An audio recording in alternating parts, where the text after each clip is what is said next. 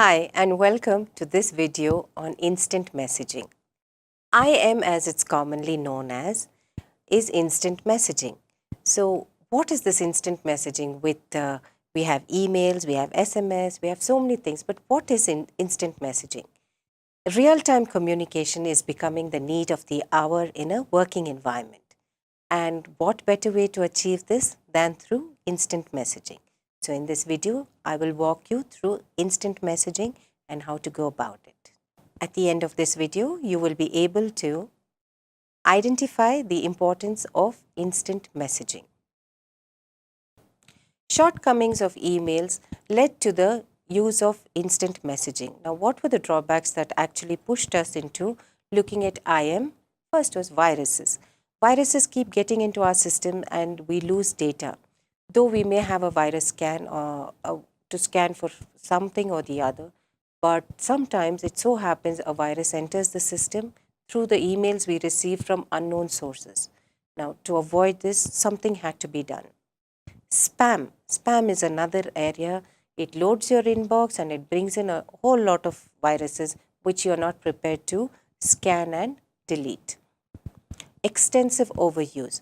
Now, emails are being used too much. If I want to send just one sentence of thank you, then I send an email. Hi, send an email. Instead of that, they came up with something called instant messaging. For these one-liners, now IM also serves as a record, but you don't have to clutter up a inbox when sending out even one-liners. So it was basically all these reasons that actually forced organizations or pushed them to look for new alternatives. Now, having looked at the shortcomings of email, let's look at why they have become prominent in the workplace today. IM can happen over the internet, intranet, but only within an organization. Now, the nice thing is it is inter-organization communication. There is security to that extent, and IM is real-time. IM or instant messaging is an alternative that is preferred over email because it is faster than email and it is instantaneous. Whereas email, there may be a delay. The email may bounce back because the receiver's inbox is full.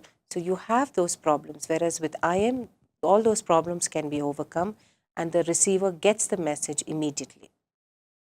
IM has greater immediacy.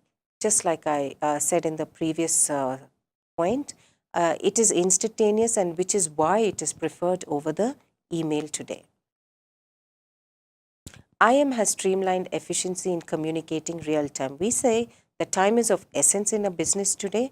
Well, yes, IM has helped us understand the importance of time, and a lot of efficiency can be brought into a process by the use of instant messaging.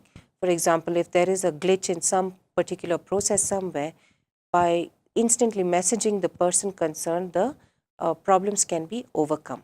Having looked at the reasons for the prominence of IM, let's look at the process because it follows a structured process in formulating an IM. The process consists of 3 steps, which is plan, write, and conclude. Now let's look at each of these in greater detail. Planning. Now, instant messaging is also a communication which will go on record.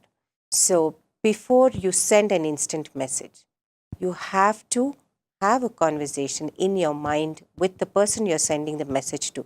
Think of the message very clearly, take a few moments and make sure that you read it properly for all errors. Get over everything before you hit the send button. Then writing the message. Since we're looking at instant messaging from the business point of view, make sure the writing is formal. Keep it professional. Maintain good manners in writing. Just like what we looked at in the email etiquette, ensure that you maintain a certain amount of decorum even while instant messaging. And finally, conclude. Now, remember the IMs are small, short, crisp messages. So your planning should be such that the points that you want to get across are said in the beginning. And when you conclude maybe with a one-liner which is very crisp and calling for whatever action is required. And you have to proofread before you send it. The key points discussed in this video are the steps in IM, which was plan, write, conclude. So you have to plan your message, write it very crisp and clear, conclude with an action-oriented sentence. Only then are your IMs effective and will have the required impact on the reader. How can you use this information?